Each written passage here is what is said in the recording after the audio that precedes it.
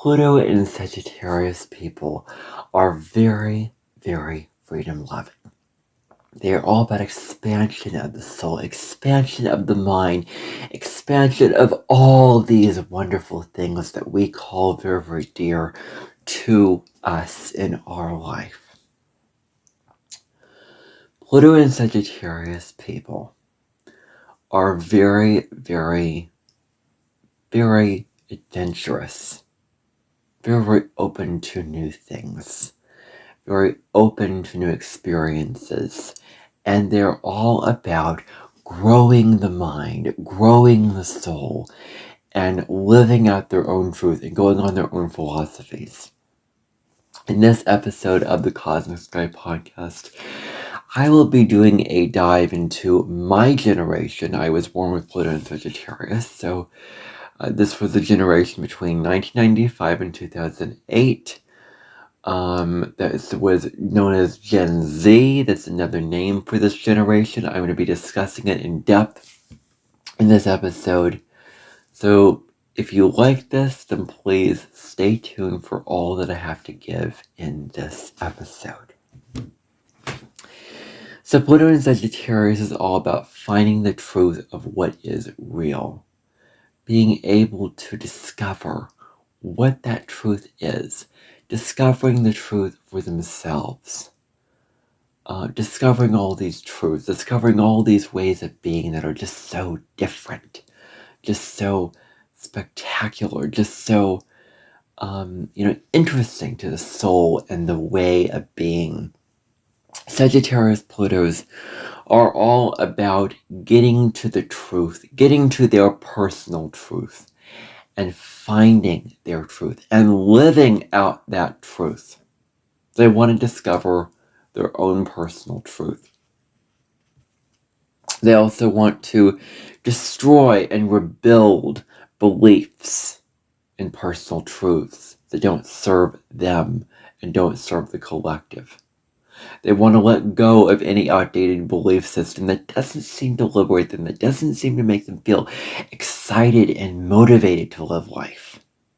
It doesn't make them feel driven to want to pursue whatever they want to pursue in their lives. That is true for them. They're all about living out their soul's calling. I am, and I talk about this all the time in my videos. So this is really a huge factor for why I talk about what I talk about in my astrology videos.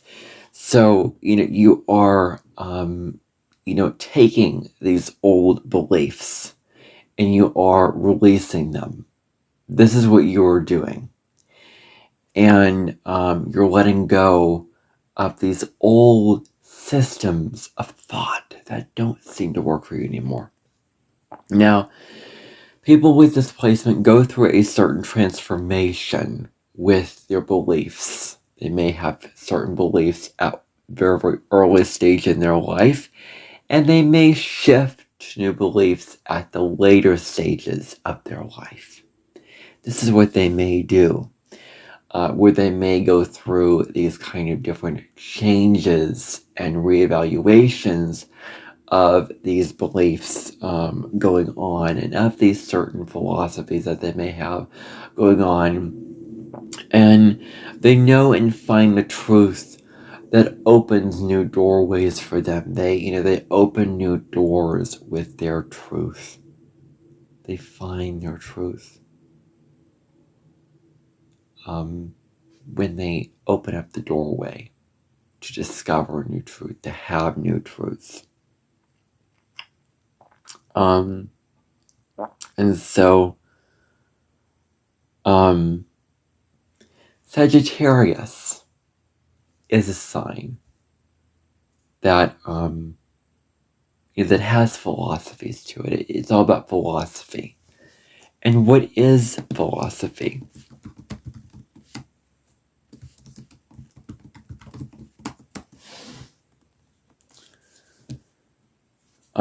Basically your views on your truth, in terms of your moral compass. Asking the big questions about life. That's what a philosophy is. It's a belief system. You have a desire to explore and adventure, to go on quests, to expand your mind, to expand your perspective, to do all these things.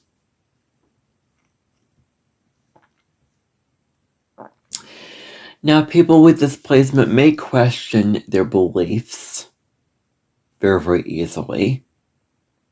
They may question their existence, why they're here, what they're all about, what they're meant to do in their lives, what they're really meant to explore and experience in their own lives. And, they want to seek the higher truth. They want to seek the higher path. They want to go on the higher road, so to speak. So, they want to, they want to do all of this. But they want higher truth. They want higher meaning with what they're doing in life. They need that higher meaning. They need to experience that for themselves. And so they may look at belief systems that no longer served us. Belief systems that just don't seem to work out for us anymore. Belief systems that don't seem to work anyway. Old belief systems based off of what the institutions want for us and the institutional control of religious control of what those institutions want us to believe and us to understand as the truth. But this is about discovering your own truth, discovering what makes up you in a very, very unique way. So what beliefs limit you from living out your soul's dream? What beliefs limit you from living out a full life? Very, very fulfilled, very, very soul-led, heart-led, and very, very independent and sovereign life. Where you're expanding, you're growing, you're doing all this kind of thing. And what doesn't work for you anymore? This is a remembering into our sacredness. A remembering of how sacred we all are, that we have one life. And it is really about living out that life. Making the most of it. Living it out. Being in that sort of, center stage with, with what we are doing. So we are coming back into remembrance of how special we all are. Remembering, yes, we are children of the divine and we were put on earth to live out a full-fledged life. We can tap into our independence, our sovereignty. Remember that we are children of the divine. We are here to live out an inspired and authentic and purposeful, meaningful life that serves our souls. The old ways of being crumble away. We're moving into the new. Spirituality. We discover spirituality through our own personal experience, through our own personal exploration of discovering what we find to be spiritual. We discover through our own personal journey, exploration, what is truly spiritual for us. What really is true for us. Could be Reiki. Could be oracle cards that we sit down with and we pull a card that really, really means a lot for us. Because it resonates in terms of its message. Because it gives guidance, it gives something to think about. give something to bear in mind with, with that kind of thing. So you can have spirituality in this sense.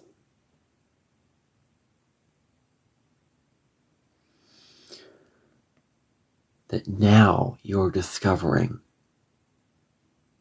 that you can meditate, you can connect to your guides, you can connect to your higher power, your intuition, through a more sacred experience of living this life.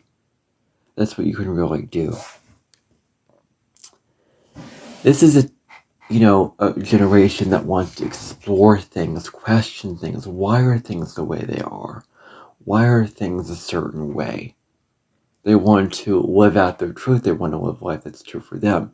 They're a generation that questions why monks go in robes in that white forest.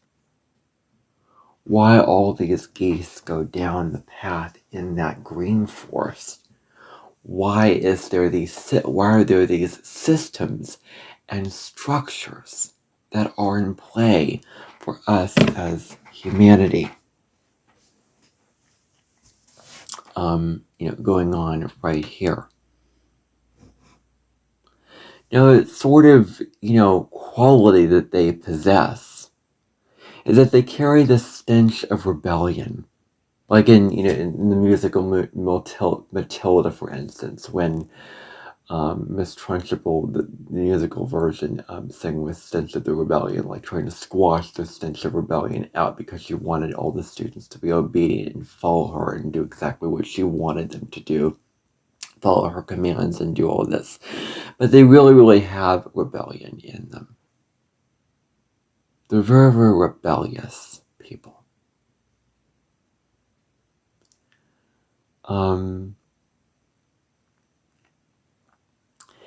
And they really, really have that going on inside of them. They want to rebel. They want to break free. They don't want to be tied down to a certain structure and system. They want to be totally free to be who they are.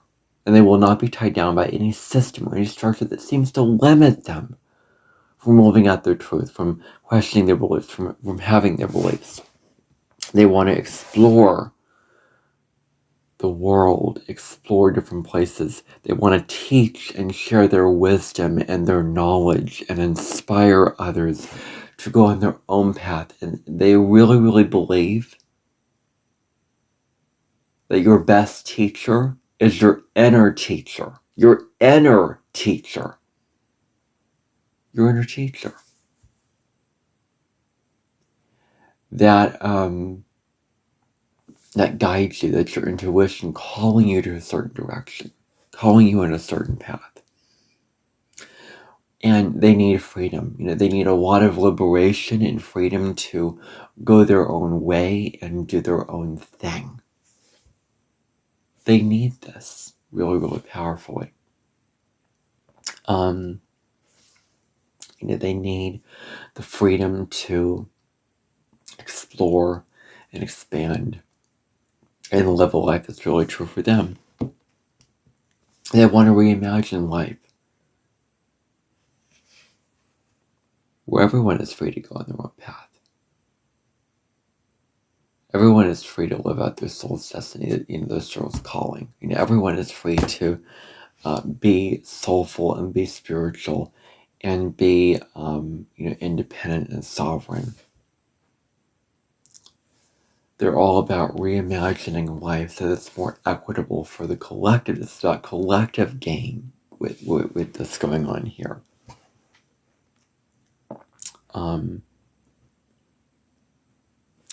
They're all about making life in a certain way that can be what it is very, very powerfully. Where they're all about imagining life. Thinking about what the world would be if we all were allowed to be free, if we all were allowed to follow our soul's calling.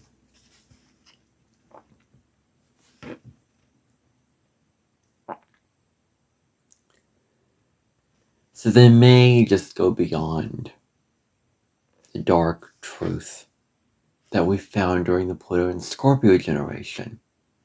All the things with shadow and trauma, all the things with difficulty in relationships, difficulty with people's psychology, all those types of issues. Now we go beyond the dark truth with money patterns and skepticism and cynicism and negative aspects of humanity. Now we are living beyond that truth.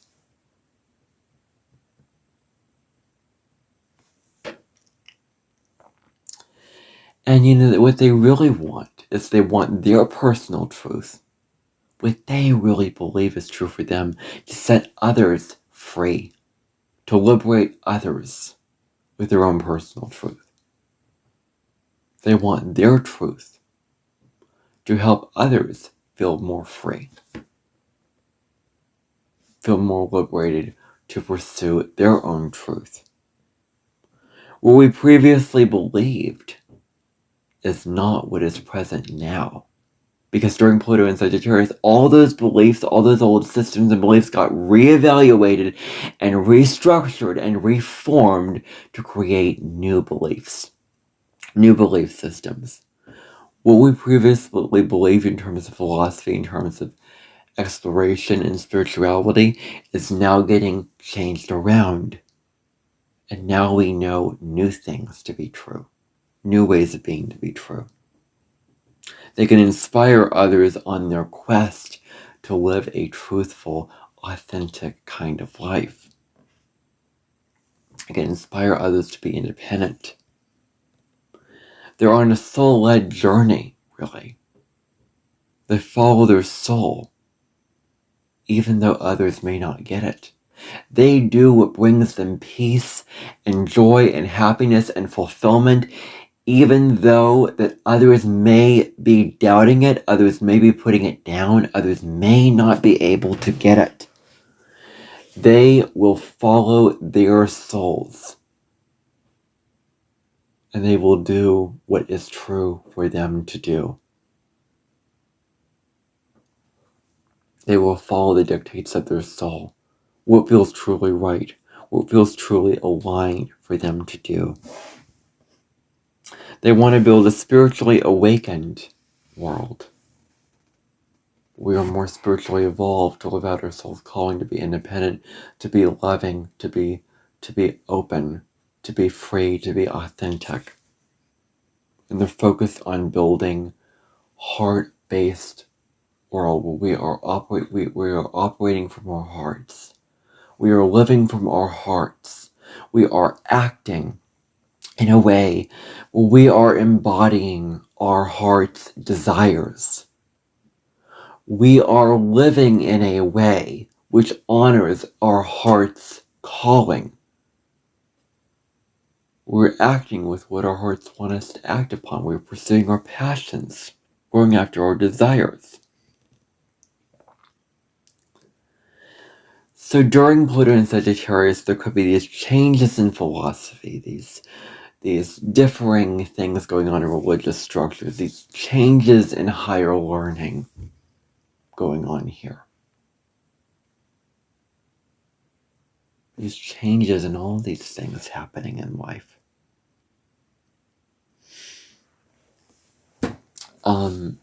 These changes when it comes to all these Sagittarian ninth house arenas. We're seeing how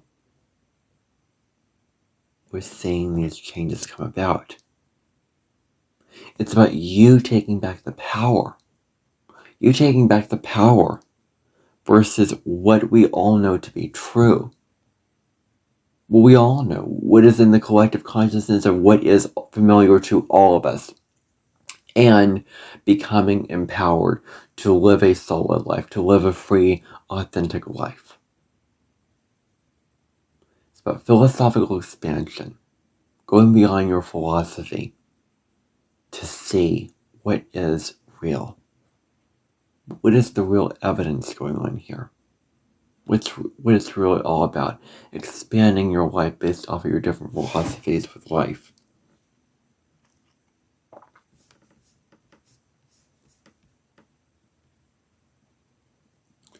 The collective becomes more spiritually evolved. We have everyone empowered to live out their own philosophies, their own solo life. We can look at what helps the collective, which serves the collective versus an individual's philosophy of life. We individually know to be true about our lives. That's very, very true. We're looking at collective gain versus individual gain with your own philosophy, with your own perspective, with your own belief system. And during this time, the internet really, really had a boom. We had the .com blow up. We had websites, so you could go on websites and read all these different things and expand your mind. Sagittarius is expansion of the mind, expansion of perspective. We could really, really expand our perspective with all this learning, with all this new information coming online literally for us.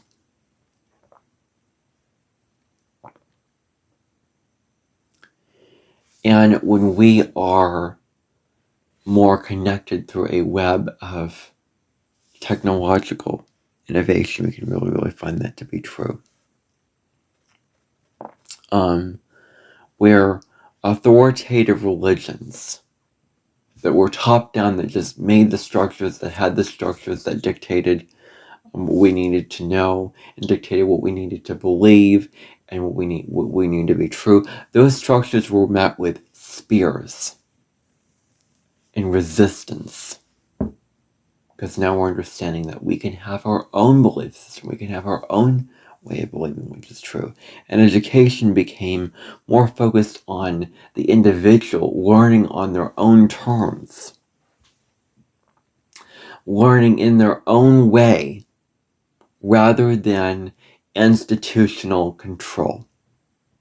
We're focused on individual learning, the person learning for themselves on their own terms, in their own way. Learning in a way that's true for them, learning information that's true for them, rather than an institution dictating, having all the control, having all the power. People could learn more independently than before. People could learn the way that they wanted to learn.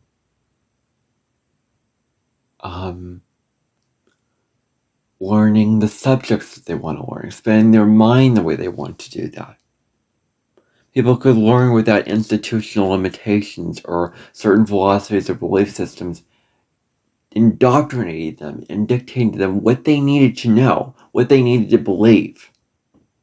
And these things hindering them from living out their truth, from living out their philosophy, from living out their perspective. And doing all this kind of thing. So we're going to look at how the institutions were holding people back,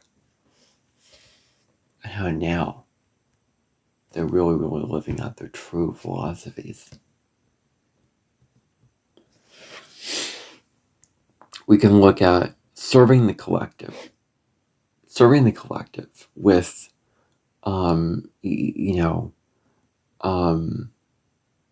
with education rather than institutional domination. We look at making the collective a better place rather than having somebody in control, a powerful force in control, having all the power and control over us with what we needed to do, with what we needed to undertake. So we're looking at making the collective a better place, a more liberal place, a more equal place for all of us, a more fairer place, where we are really allowed to learn on our own and not allowing the institutions to put us in boxes, put us in classrooms, and dictate to us what we needed to learn, the exact structure the way that we need to learn it, the exact format the way we need to learn it, the exact information. Oh, don't research outside of this information. Just learn what you need to learn and keep to that. No need for looking into it further, independent thinking, questioning the narrative, like the institution doesn't want you to question the narrative. Going to higher education is different than that because it teaches you critical thinking. Do not take the information that you receive at face value, but to question it, to go further with it, to explore it in deeper ways. Any system that limits your gaining of wisdom and knowledge in a way that's true for you went down. There was a decrease in these kind of things going on. Where now you gain wisdom, acquire wisdom, and knowledge. There are transformations in how we acquire wisdom. It's not just acquire wisdom through religion and institutions, people in high positions of power and authorities and gurus and this and that, but we're acquiring wisdom through our own experience, through our own exploration. We're not being spoon-fed. We're not having it spoon-fed to us and forced into our mouths and forced at us with what we need to learn. We are gaining that on our own through our own experiences, by living, by being.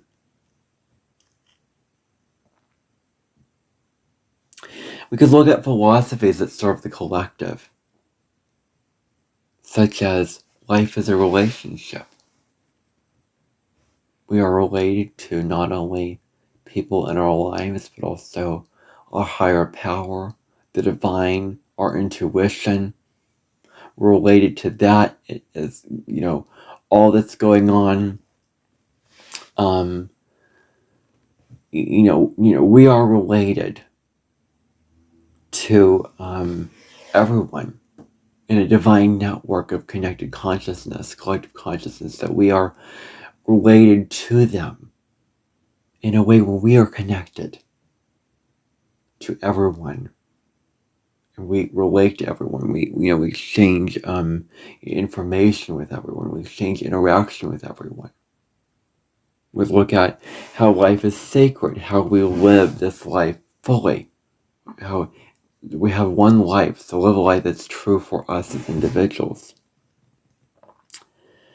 And you get to choose the kind of spirituality that's true for you. You get to choose the kind of spirituality that resonates with you, that really, really makes sense for you. Oracle cards, meditation, Christianity, religion, whatever it is, whatever speaks to you, whatever resonates for you, whatever makes sense for you, you get to choose this now at this time. Now, spiritual innovation was very, very big at the time. We really, really look at how we are becoming, growing, evolving in terms of our spirituality, in terms of our way of being, that is really deep, very, very inclusive. We are looking at becoming very, very big with what we want to innovate, what we want to have going on for us at the time.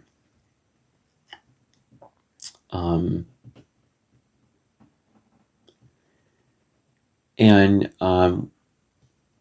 were global consciousness movements. I should look up what global consciousness means.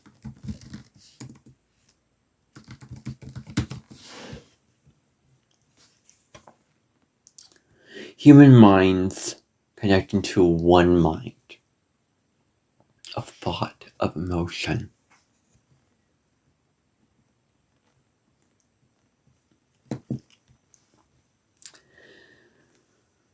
There was a lot of global changes here. for a greater, more philosophical world. There were changes in philosophical consciousness. What is philosophical consciousness?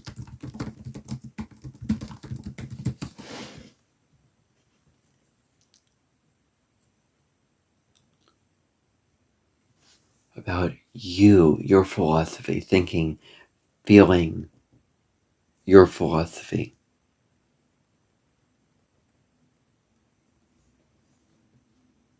That's basically what it is.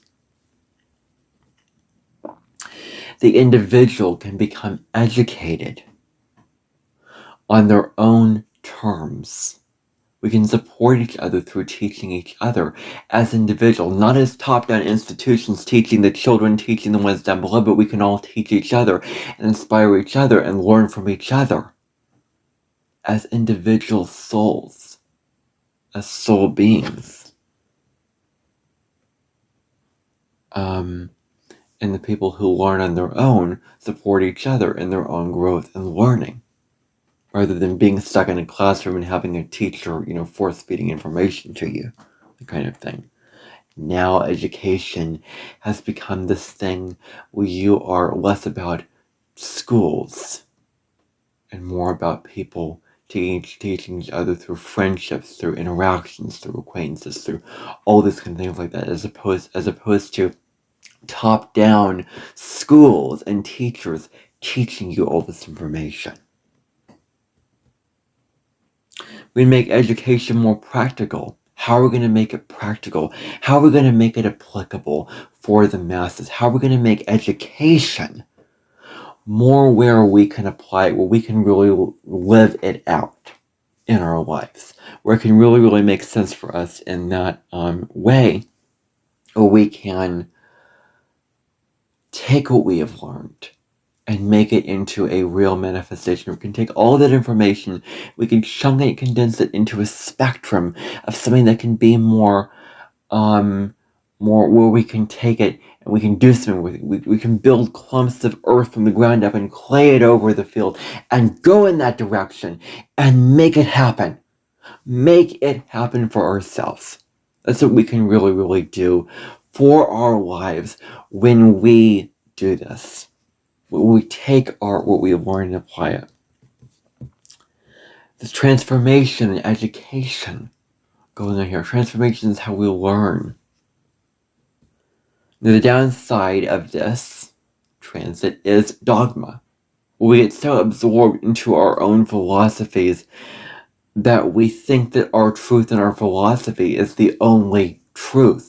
That we don't see, that we're not open-minded towards the different philosophies, towards the different ways of thinking, towards the different ways of viewing the world, seeing the world, that our window to the world is not the only window, that there are other views and other philosophies and other ways of looking at it, other ways of thinking about it, other ways of envisioning it, other ways of seeing it, other ways of understanding it, that we can become so absorbed into our own philosophy that this becomes a detriment to us.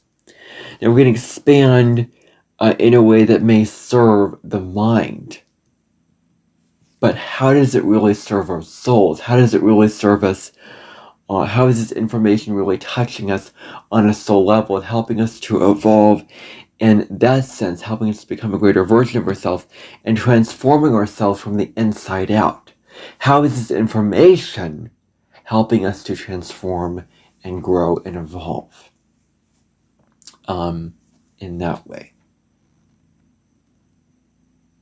How is it helping us to grow, to become better versions of ourselves? We can become intellectually humble. Do we know that, we don't have all the answers? We don't know everything. Nobody knows everything. We're not 100% sure. We're not 100% confident. We claim that, we don't know all. We're not the master of everything, right? And I'm going to look up intellectual humility.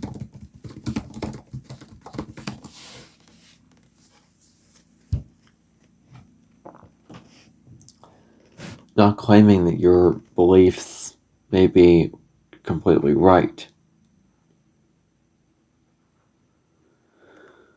Accepting the limitations of your knowledge, of your capacity for knowledge. And just saying, I don't know all, and then learning what's true.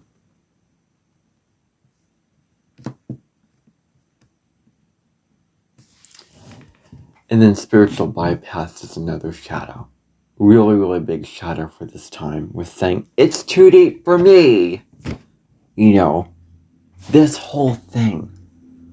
We are escaping what is wrong. We're escaping what is negative, what is on the shadow side, what is not working out for us.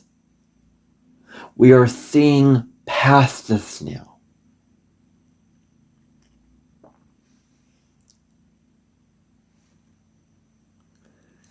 We are escaping this bypass of not seeing the shadow, of not seeing the negative, of not seeing the problem, not seeing the issue, not seeing what could be changed or fixed or transformed or improved with this by overlooking the shadow and just focusing on the beautiful roses and poppies and flowers and not choosing to look at the maggots and the worms and the beehives and the this and that. We need to look at both sides. We need to look at both sides of the field. We need to look at the plants that have grown and also the weeds that have come up. And this ultimately comes down to becoming empowered to live a life true to your beliefs and true to your philosophy. So that is all that I have to say about Pluto and Sagittarius in the natal birth chart, and really the Pluto and Sagittarius generation. I hope that you enjoyed this. I hope that you found value from this. Please stay following me, because I will continue to update this podcast on a daily basis. Tomorrow's episode will be about a past astrological event, part 1, which will be the Aries big solar eclipse that happened April 8th of 2024. I was not here to talk about it because I was off YouTube at the time, but I want to do an official podcast episode about that to really, really give that event the full treatment that it deserved at the time. All about authenticity, all about being yourself, about being in your power, being who you truly are, setting intentions for that new life that you want to live and all the aspects going on with that. So anyway, I'll discuss that tomorrow. Anyway, bye for now, everybody. Take good care.